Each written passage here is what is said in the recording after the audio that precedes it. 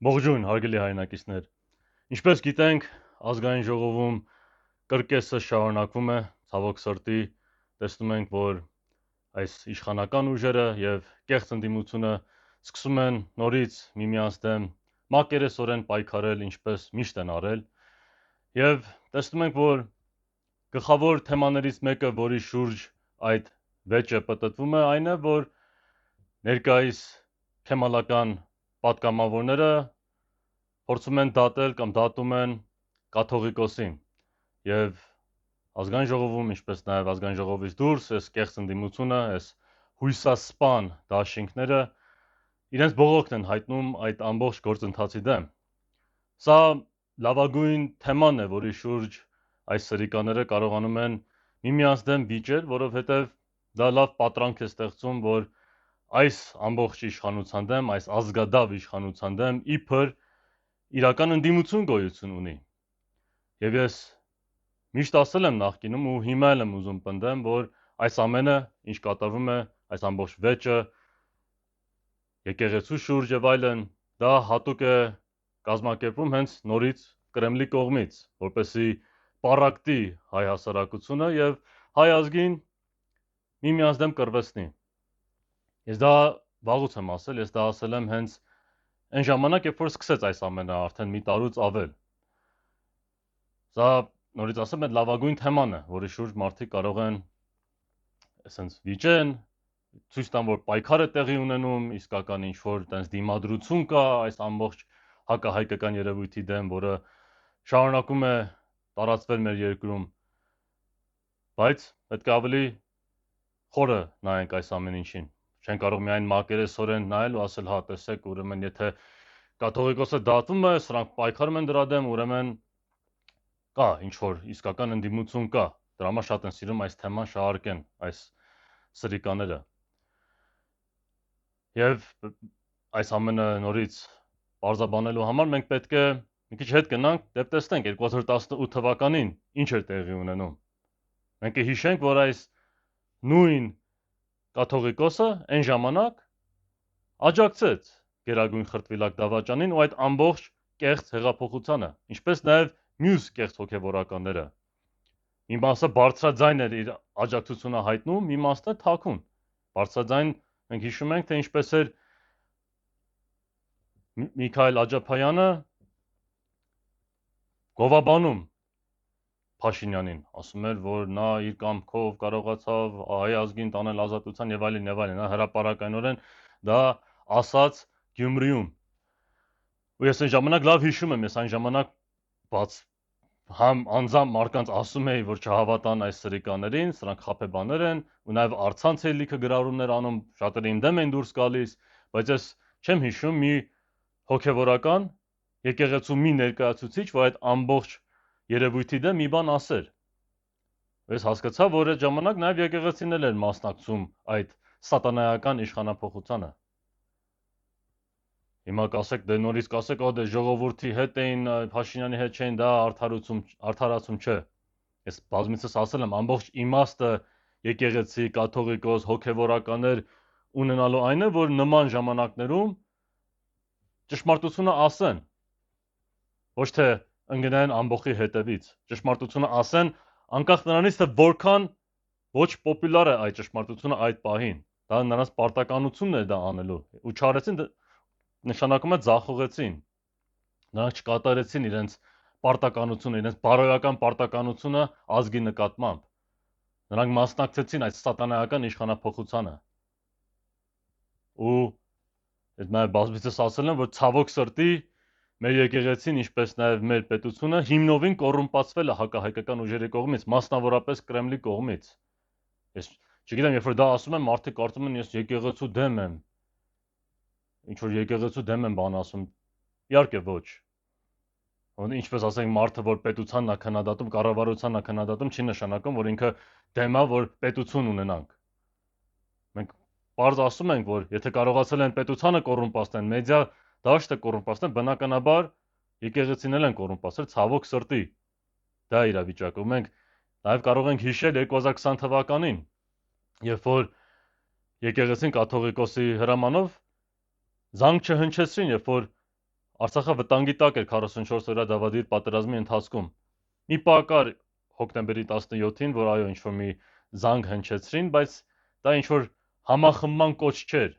Դա ոնց որ ձևական բնույթ էր կրում, մի պահ ինչ-որ հնչեցրին ու դրանից հետո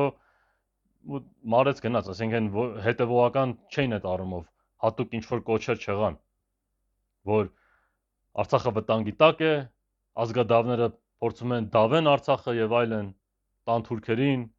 մեզ տանեն խայտարակ պարտության, նման բաներ չհնչեց։ Ինչպես նաև զանգերը չհնչեցին 2023 թվականին, երբ որ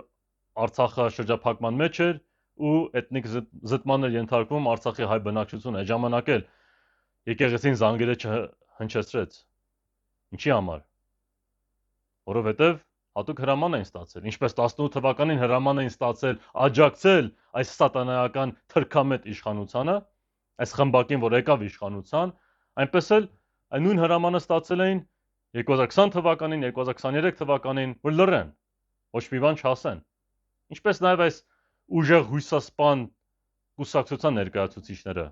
որոնք հիմա հելել են Արցախի մասին են խոսում, գնացել էին Թաքր Քարլսոնի մոտ հարցազրույց են տալիս, որ այս իշխանությունը կալանավորում է, կաթողիկոսին եկեղեցու դեմ պայքար է մղում, բայց այն նույն մարդիկ նա Թաքր Քարլսոնին չկանչեցին 2020 թվականին կամ 2023 թվականին հարցազրույց տան նրա մոտ ու աշխարհին ասեն, թե ինչ է կատարվում, որ Բաքվի բռնապետ ռեժիմը բռնազավթում է Արցախը, օգտագործելով հայադավներին, որոնք գործում են Հայաստանի ներսում։ Դա պետք է ասվեր ու չասացին։ Նորից ասեմ, այս ամենը ինչ որ ես ասում եմ, որ քննադատում ենք, թե այս ամեն ինչը իրար հետ կազմակերպել են Արցախի դեմ դավաճանության հարցում, ցավոք սրտի կաթողիկոսի մատը նույնքան խառն է, որքան գերագույն խրտվիլակ դավաճանի։ Երբ որ նման բաներ ասեմ, նորից մարդիկ կարծում են, որ ես իշխանությանն եմ պաշտպանում, բայց ես բարձ ասում եմ, որ իրար հետ են միասին, կարող է իրար հետ չունեն, իրար իսկապես ատում են, բայց կապ չունի, երկուսն են ենթարկվում են նույն տիրոջը, որը գտնվում է Մոսկվայում։ Կրեմլն է ղեկավարում այս ամենը, ես դա ասել եմ ու մենք որ էսի բարձրաձայնում ենք, այս ամեն ինչը ասում ենք, չի նշանակում, որ մենք ինչ-որ քրիստոնեության դեմ ինչ-որ բան ենք ասում, ոչ էլ եկեղեցու դեմ ինչ-որ բան ենք ասում։ Հակառակը, մեր շարժման նպատակն է իրական քրիստոնեական արժեքները վերականգնել, այն իրական արիական արժեքները, որոնք ըստ էության չեն էլ հակասում հեթանոսության արժեքներին։ Մարդիկ ասեն, բայց ո՞նց եղավ։ Շատ հեշտ, որովհետև այդ այդպիսի հիմքում մենք տեսնում ենք նույն արիական արժեհամակարգը, ինչպես Նժդեն էր տեսնում։ Դրա համար մենք տեսնում ենք, որ Նժդը իր գրածներում համ Նազովրեցու անուն է տալիս, սիրում եմ ասեն Նազարեցի իրականում, որովհետև Նազարեթից է, Նազարեցին ավելի ճիշտ է, բայց ամեն դեպքում նրա անուն էր տալիս, նաև Վահագնի անուն էր տալիս Նժդը, այդ ո՞նց եղավ բա։ Որովհետև Նժդեն էլ էր հասկանում, որ այդ երկուսի հիմքում նույն արիական արժեհամակարգն է, որ այնինչ Նազովրեցին քարոզում էր 2000 տարի առաջ, իսկական արիական գաղափարներին, արժեքներին, հետո ընթացքում բնականաբար ենթարկվում են փոփոխությունների, կարող է մի մասը բացվեն եւ այլն, բայց նա գիտե, որ սկզբում մաքուր է եղել այդ գաղափարները։ Ու մենք ասում ենք, որ այդ արժեքները պետք է նորից վերականգնվի ու ինչպես պետությունները բարեփոխումների են ենթարկվում տարիների ու դարերի ընթացքում, այնպես է պետք է բնականաբար եկեղեցին էլ բարեփոխումների ենթարկվի, որպեսզի եկեղեցու շահերը միշտ համընկնի մեր ազգի ու պետության շահերի հետ, ու եկեղեցին ծառայի ազգին ու պետությանը, ոչ թե հակառակը։ Թե պետության, թե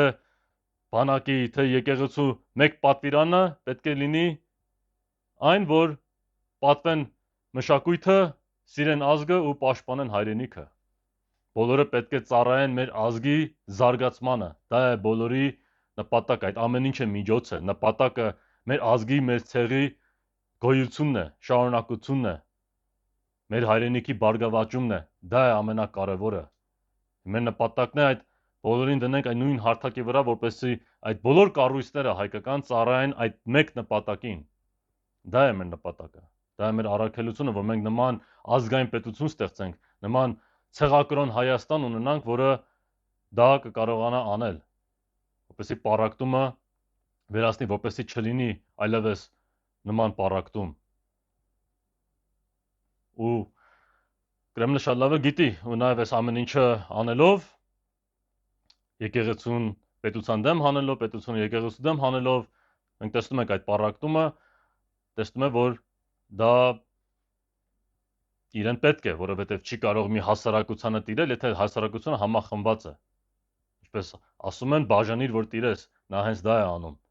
Ու իհարկե դա նաև բխում է թուրքերի, ջուհուների եւ մեր մյուս թշնամիների շահերից։ Մենք պետք է մի քիչ հետ կանգնենք ու ավելի մեծ պատկերը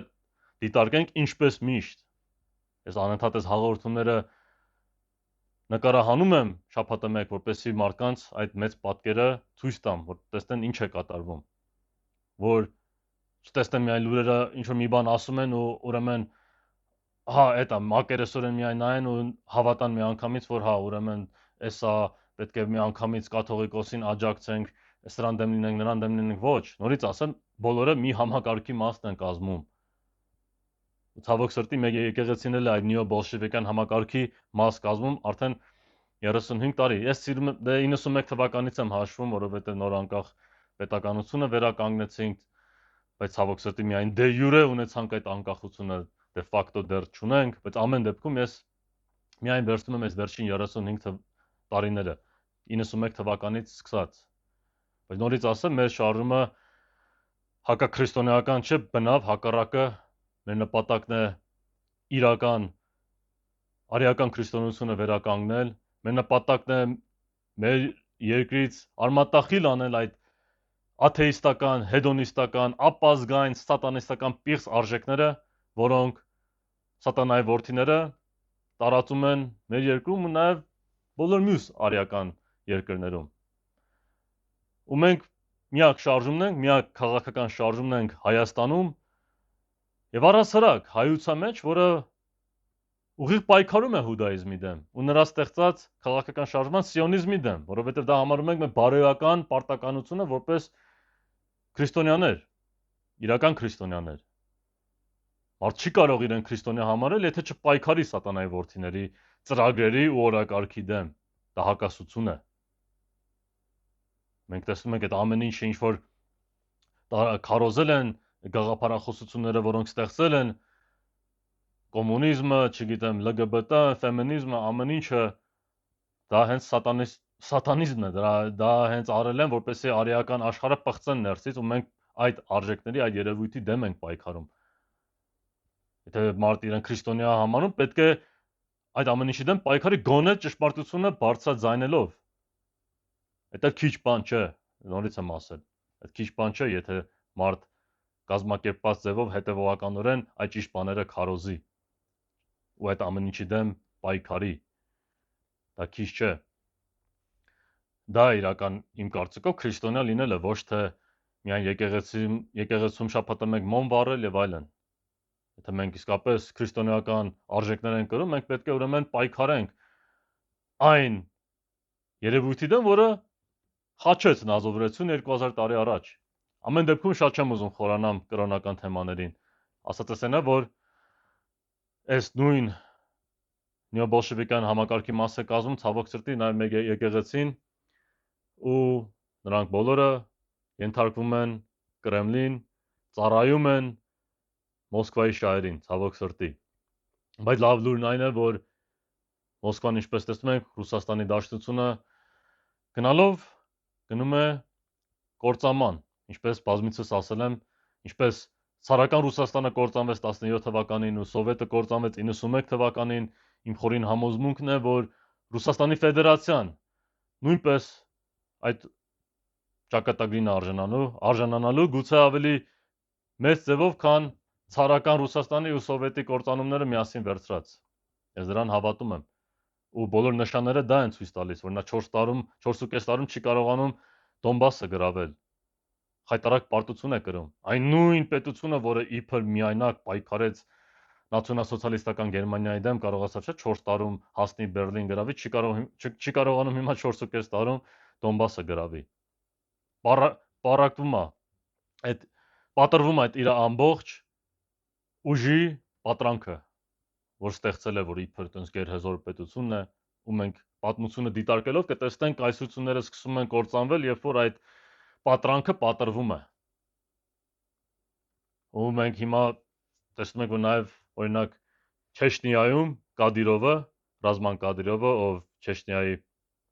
հանրապետության ղեկավարն է, որը ենթարկվում է իհարկե Մոսկվային, որովհետև 2000 թվականներից սկսած դարձավ Ռազմանի հայրը դարձավ Պուտինի խամաճիկը եւ